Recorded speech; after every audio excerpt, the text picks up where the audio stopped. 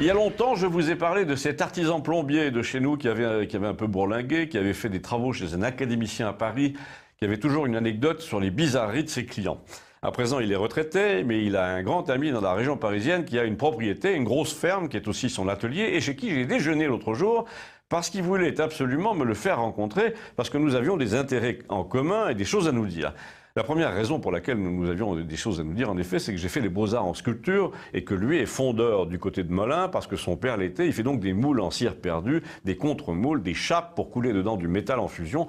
Donc en principe, vu notre âge, nous avions en effet des intérêts communs qui se situaient plutôt du côté de la sculpture classique et des méthodes anciennes de moulage. Mais il se trouve que j'ai suivi un peu, et même beaucoup, l'évolution des techniques jusqu'à donner récemment dans l'impression 3D. C'est pour ça que notre ami commun voulait que nous nous rencontrions.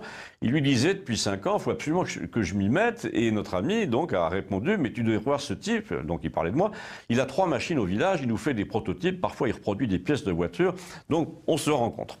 Je tombe là sur un grand moustachu assez maigre avec un nez de cardinal qui nous propose, avant le déjeuner, de faire un tour dans ses ateliers, 2 dépendances d'une ferme carrée refermée sur elle-même, le tout en race campagne au sud de Paris. Je lui demande si ça marche, son affaire, pendant qu'il ouvre la remise principale. Il me dit oui, assez bien, depuis que j'ai arrêté de travailler pour le ministère de la Culture.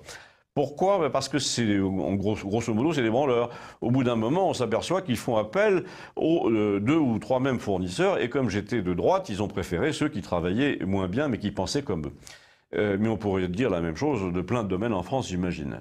La littérature, par exemple, lui est suggérée.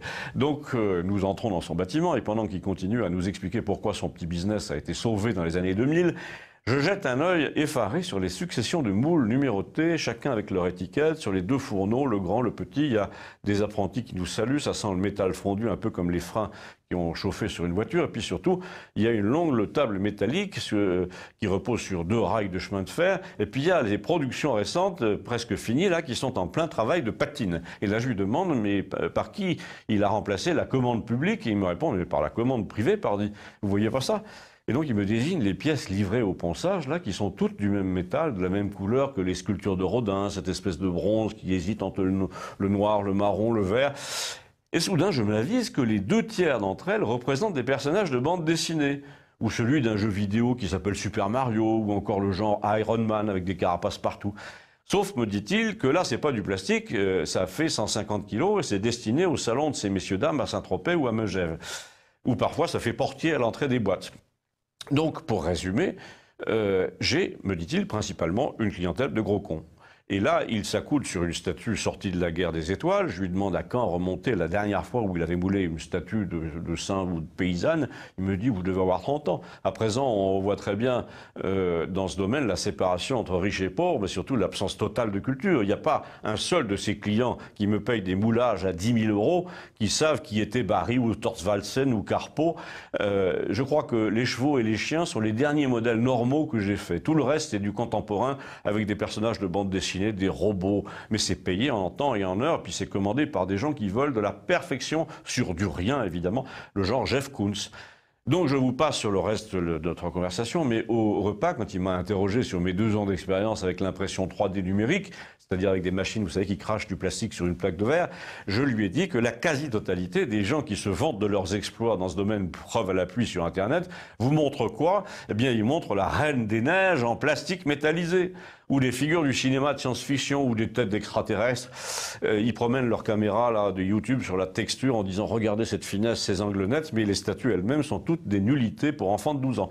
Donc nous sommes tombés d'accord, lui et moi, sur une chose, c'est que la fameuse disparition de la classe moyenne a eu son effet aussi dans l'art. Ce qu'il appelle les gros richards, les seuls qui aient les moyens d'entretenir les ateliers qui autrefois faisaient des statues équestres, commandent désormais, me dit-il, des merdes d'1 tonne à 15 000 euros et tu te retrouves à polir pendant des heures un Goldorak de 2 mètres. Et de mon côté, là c'est moi qui parle, donc quand on me réclame quelque chose, c'est une Reine des Neiges, moi aussi en plastique, ou un ballon de foot, et nous avons dit la même chose l'un et l'autre, ça vaut quand même pas la peine d'avoir fait les beaux-arts.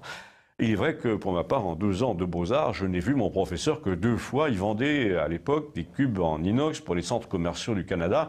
Et quand il tombait sur une imitation de Rodin, il disait « Qu'est-ce que tu veux prouver ?» Ah, il me dit, mon hôte là me dit « J'ai presque eu le même. » Mais moi, je lui répondais « Je veux prouver que vous êtes un cornichon qui vole des budgets publics. » Et bien ça, c'est bien fait. À présent, ils ne veulent même pas de ces cubes en inox, ils veulent des Mickey. Abonnez-vous, merci.